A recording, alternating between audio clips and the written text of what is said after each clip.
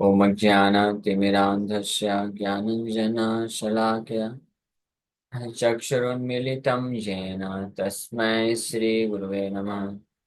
नमो विष्णुपादाय कृष्णप्रेष्ठाय भूतले श्रीमते भक्तिवेदान्त स्वामिन्निति नामिने। नमस्ते सारस्वती देवे गौरवाणी प्रचारिणे निर्विशेष शून्यवादी पाश्चात्य देश तारिणे नित्यानंद नमस्तुभ्यं प्रेमानंद प्रदायिने कलौ कल्मषनाशाय जानवापतये नमः। नमो महावदन्याय कृष्ण प्रेम प्रदायते कृष्णाय कृष्ण चैतन्य नामने गौरतुसे नमः। जय श्री कृष्ण चैतन्य प्रभु नित्यानंद श्री अद्वैत गदाधर श्रीवासादि गौर भक्त वृंद। हरे कृष्णा कृष्णा कृष्णा हरे हरे, हरे राम राम राम हरे हरे। रामाय रामभद्राय रामचंद्राय वेधसे रघुनाथाय नाथाय सीताय पते नमः। हरे कृष्ण। सब सभी भक्तों का हार्दिक स्वागत है आज के राम कथा में। सो हम लोग चर्चा कर रहे हैं वाल्मीकि रामायण बालकांड, और इसका आज 51 चैप्टर चालू कर रहे हैं। इनका मनवा अध्याय। किंग विश्वामित्र अराइव्स एट वशिष्ठ's आश्रम। विश्वामित्र मुनि सिद्धाश्रम से राम और लक्ष्मण को लेकर निकले और मिथिला पहुंचते हैं। मिथिला में उनका मुलाकात जनक महाराज से होता है। जनक महाराज स्वागत करते हैं। उसके पश्चात बहुत ही सुंदर अद्भुत बालकों को देख करके, राम और लक्ष्मण राजकुमार को देख करके उनसे उनके विषय में पूछते हैं। विश्वामित्र मुनि पूरा बताते हैं कि दशरथ के दो पुत्र हैं और किस कारण से ये आए हैं और अभी यहाँ मिथिला में क्यों आए हैं। या तो शिव जी का धनुष देखने की इच्छा और मिथिला नगरी को देखने की इच्छा से आए। ये हम लोग लास्ट अध्याय में चर्चा किए थे। अब आगे वर्णन कर रहे हैं। तस्य तद्वचनं श्रुत्वा विश्वामित्रस्य धीमता हृष्टरोमा महातेजा सतानन्दो महातपा गौतमस्य सुतो ज्येष्ठस्तपसा द्योतितप्रभा रामसन्दर्शनादेवा परं विस्मयमागतः। Hearing the words of the intelligent Vishwamitra, Gautama's eldest son, Satananda, of great prowess and austerity, his effulgence blazing due to his austerity, his hair standing on end, became greatly astonished simply on seeing Sri Ram. तो गौतम ऋषि के जो सबसे बड़े पुत्र हुए सतानंद भी उस सभा में उपस्थित थे।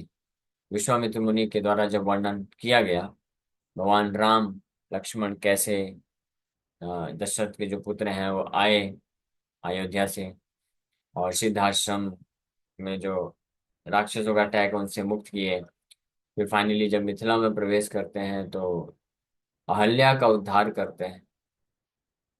तो अपनी माता का इस प्रकार से उद्धार को सुन करके अ, और राम का दर्शन प्राप्त करके सतानंद, जो कि बड़े ही दिव्य तेजमय दिख रहे थे because of his prowess and austerity, Divya तपस्या करने के कारण उनका अत्यधिक आनंद से जो है hair hair standing on end, रोम खड़े उठ गए और श्री रामचंद्र को देखने मात्र से काफी वो अद्भुत आश्चर्य महसूस कर रहे हैं। ये आश्चर्य this is in mode of happiness, खुश खुश आनंद के आश्चर्य को महसूस कर।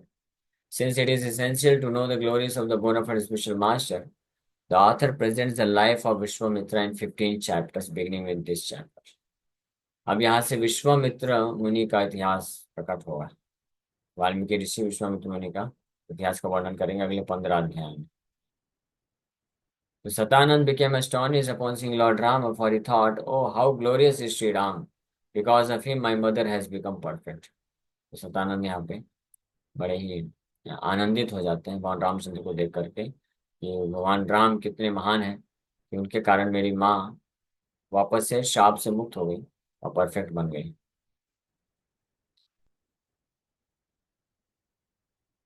सो अब आगे आने वाले अध्याय में विश्वामित्र मुनि का एग्जाम्पल आएगा, कैसे वो इस स्थिति को प्राप्त करते हैं। भगवान रामचंद्र और लक्ष्मण विश्वामित्र मुनि को अपने गुरु के रूप में स्वीकार करके उनको बड़ी विनम्रता से सेवा प्रदान किया, ये शिक्षा प्रदान करने के लिए कि किस प्रकार से गुरु का सेवा करना चाहिए। तो विश्वामित्र मुनि को ये पोजीशन, भगवान के गुरु बनने का जो स्थिति है, ये कैसे प्राप्त हुआ, ये आगे के 15 अध्याय में विस्तार से उनके इतिहास के साथ वर्णन किया जाएगा।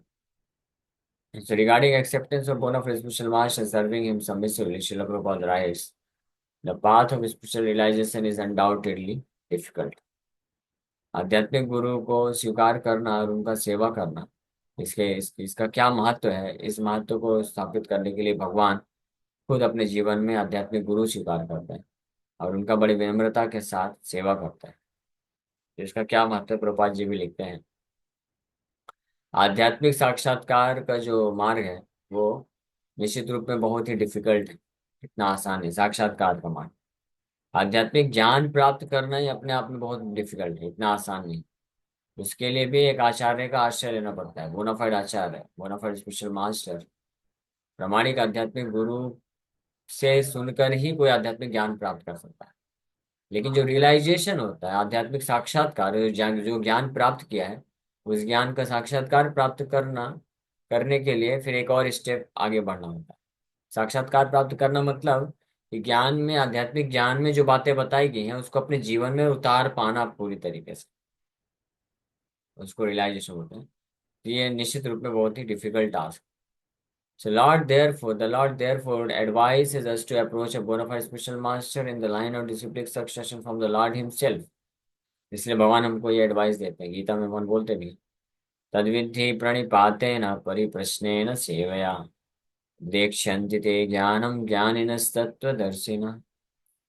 ये आध्यात्मिक ज्ञान को प्राप्त करने के लिए ऐसे प्रमाणिक गुरु के पास जाना चाहिए, जो शुद्ध वैष्णव है। एक्चुअली जो शुद्ध वैष्णव वही योग्य है प्रमाणिक गुरु बनने के लिए, अन्य और कोई भी योग्य नहीं। षडकर्म विप्रो निपुणो विप्रा मंत्र तंत्र विशारदा अवैष्णव गुरु न स्यात् स्वपचो गुरु, सनातन गोस्वामी लिखते हैं कि 6 प्रकार के कर्म में कोई निपुण है विप्रा, ब्राह्मण। 6 षडकर्म, पठन पाठन यजन याजन दान प्रतिग्रह, ये षडकर्म होते हैं विप्र ब्राह्मण के। इसमें बहुत एक्सपर्ट भी है कोई ब्राह्मण, लेकिन अगर वो वैष्णव नहीं है, भगवान का भक्त नहीं है, उसके हृदय में भक्ति भावना नहीं, तो गुरु बनने की योग्य नहीं। वहीं दूसरी ओर स्वपच है, स्वपच मतलब कुत्ते खाने के परिवार में जन्म लिया कोई व्यक्ति है लेकिन वैष्णव बन जाता है, तो वो ऐसे ब्राह्मणों का गुरु बनने के भी योग्य हो जाता है।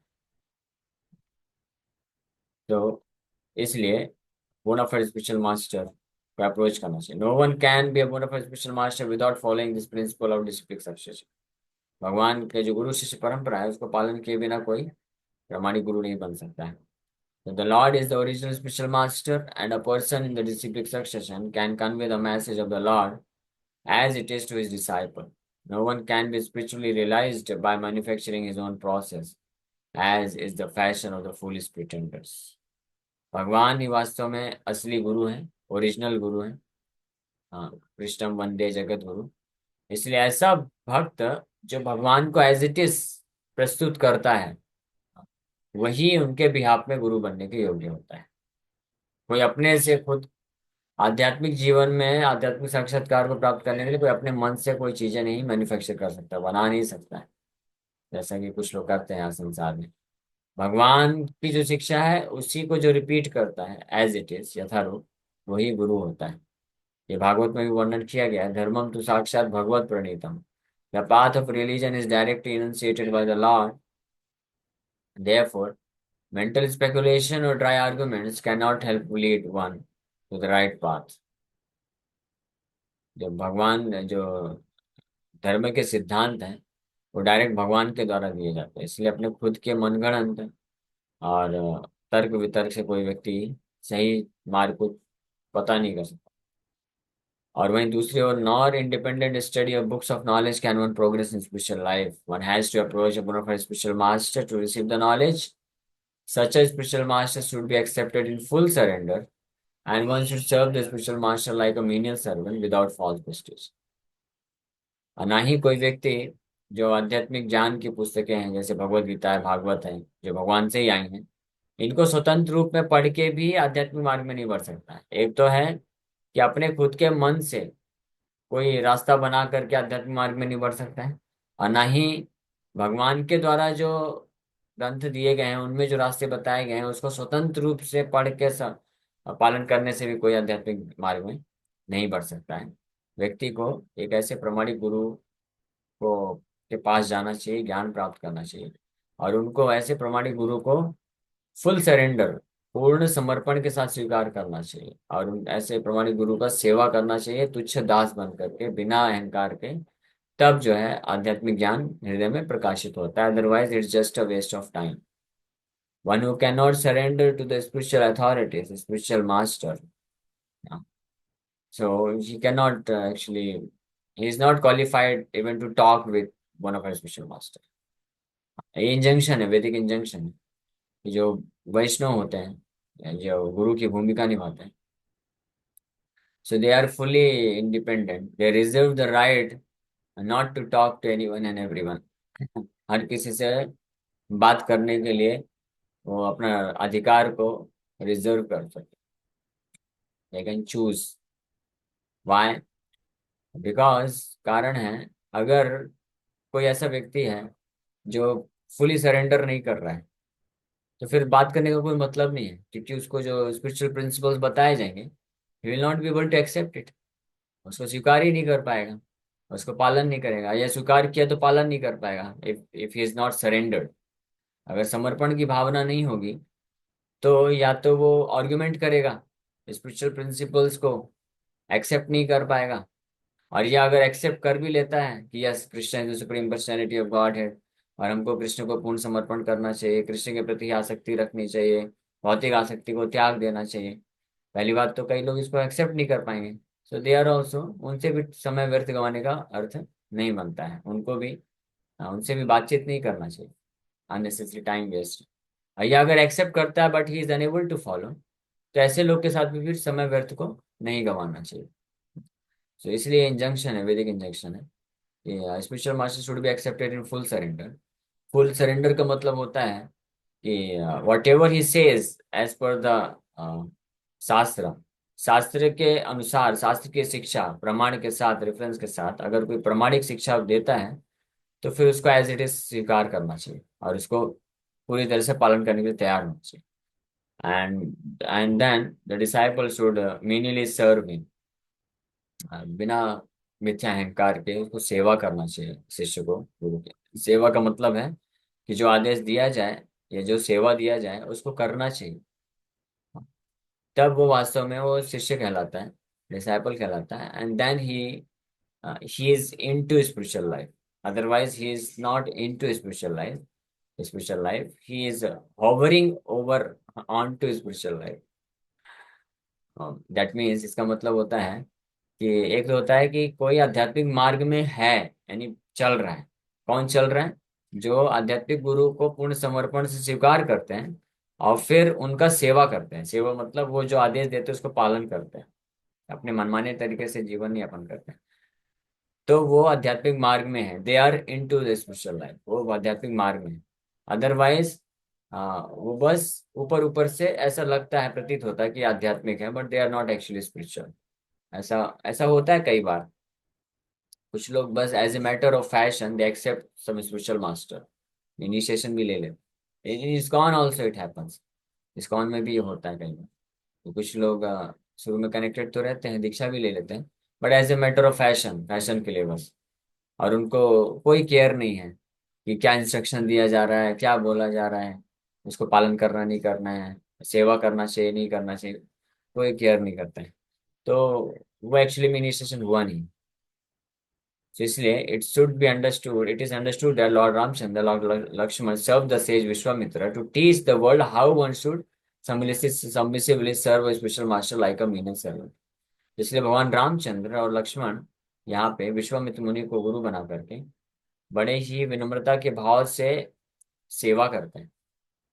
ये हम लोग जब से श्रवण कर रहे हैं, पिछले कई अध्याय में, जब से भगवान रामचंद्र और लक्ष्मण विश्वामित्र मुनि के साथ गए अयोध्या छोड़ करके, तब से लेकर रामचंद्र भगवान कितने विनम्रता के साथ इंक्वायरी कर रहे हैं, और विश्वामित्र मुनि जो भी आध्यात्मिक शिक्षा दे रहे हैं उसको वो एक्सेप्ट कर रहे हैं पूरी तरीके से, और उसके बाद फिर उनके आदेशानुसार वो सेवा भी कर रहे हैं।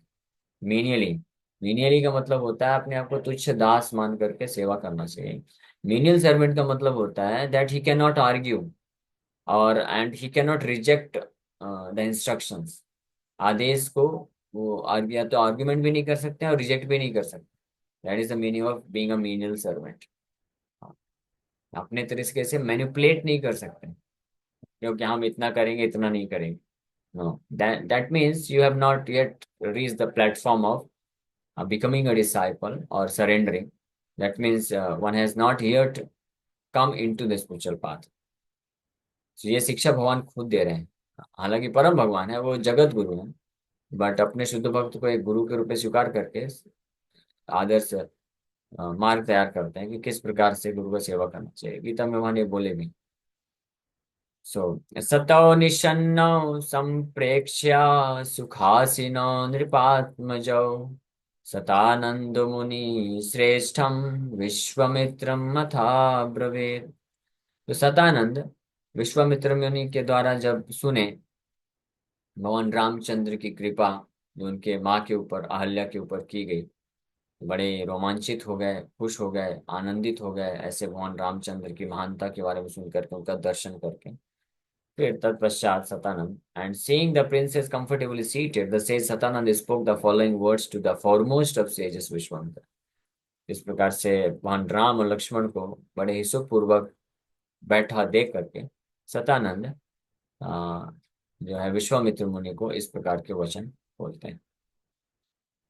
अपि ते मुनि शार्दूला मम माता यशस्विनी दर्शिता राजपुत्राय तपो दीर्घम उपागता।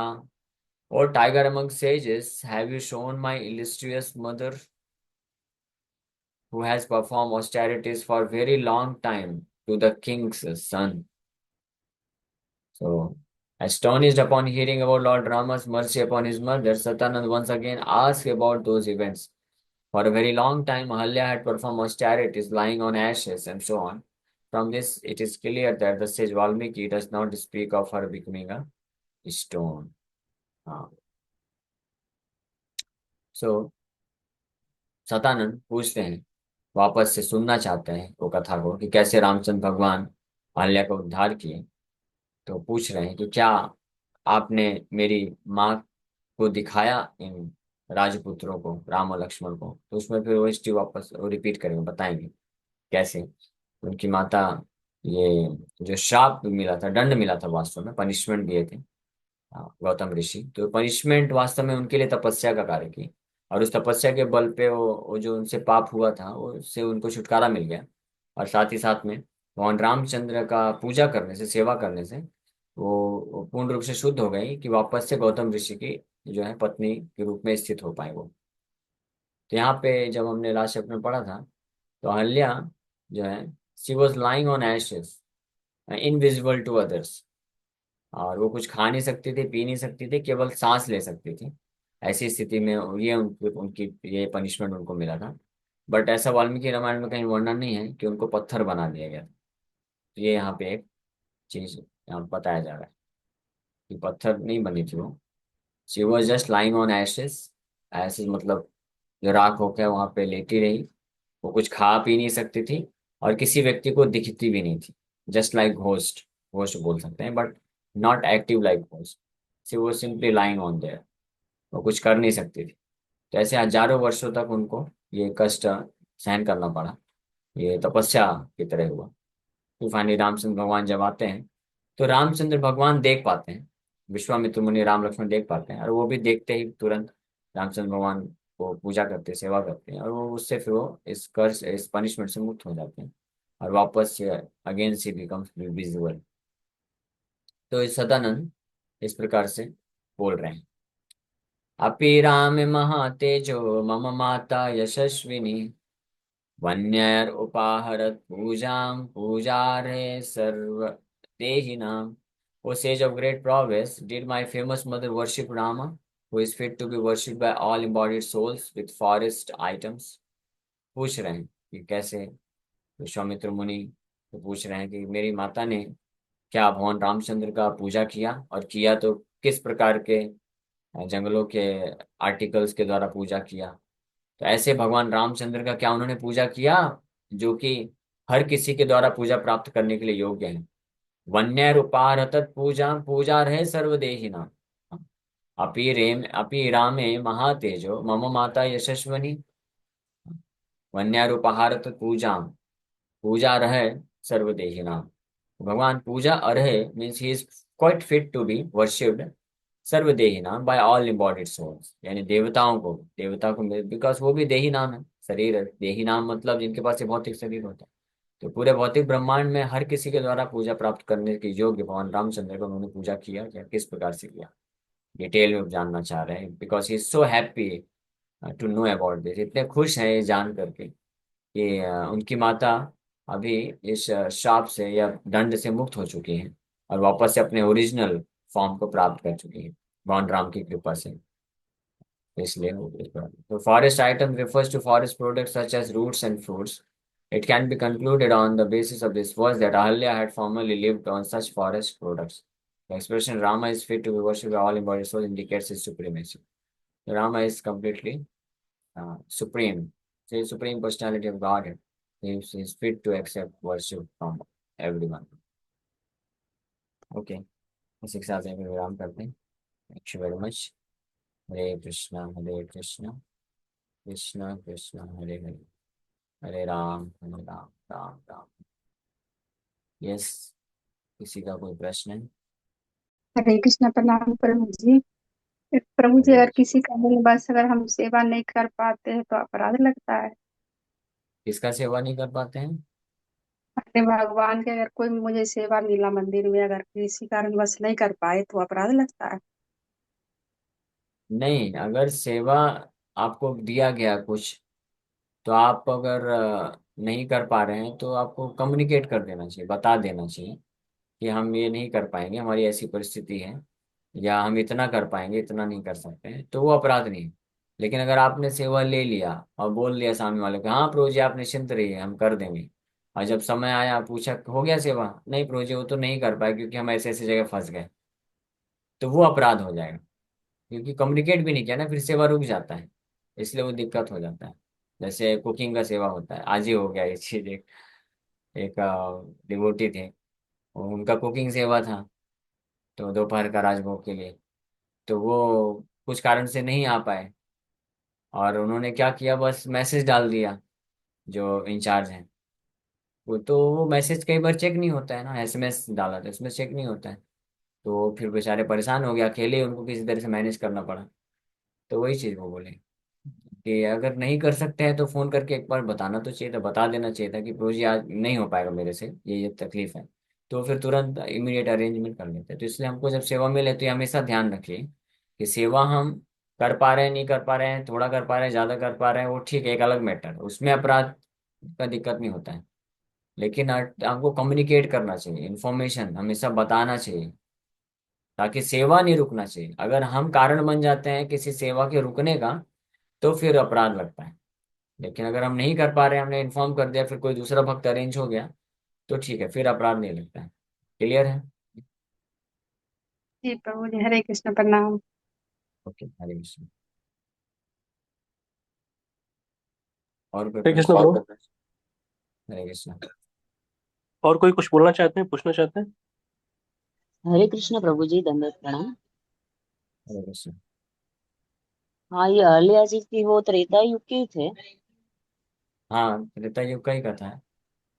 रामचंद्र भगवान त्रेता युग में जा करके, लेकिन उनको जो ये श्राप मिला या पनिशमेंट मिला, ये एग्जैक्टली त्रेता युग का ये बोला नहीं जा सकता, क्योंकि कई हजारों वर्षों तक उनको वो दंड मिला था, फिर भगवान रामचंद्र त्रेता युग में आए तब उनका उद्धार किए। तो वो अच्छा, हम एग्जैक्टली लोग ने कौन तो से युग स्टोरी का? वही सुनी है कि वो पत्थर थे, ऐसे ही मूर्ति के जैसे ही थे, लड़की के जैसा। हाँ, वो तो राम अलग के पैर अलग ने टच किया तो। अलग अलग राम कथा में वर्णन है, लेकिन जो मोस्ट ऑथेंटिक सबसे प्रमाणिक ग्रंथ है राम कथा का, वो है रामायण। वाल्मीकि रामायण में ऐसा नहीं लिखा है कि वो पत्थर बनी थी। उनको पत्थर नहीं बनाया था, उनको बस इनविजिबल बनाया था। उनको वो खा पी नहीं सकती थी, केवल सांस ले सकती थी। ये पनिशमेंट उनको मिला था, बट वो जीवित थी, पत्थर नहीं बनी थी। वाल्मीकि रामायण में ऐसा वर्णन है। ओके, धन्यवाद। हरे कृष्णा, धन्य ओके, प्रणाम, जय हरे माता। कृष्ण।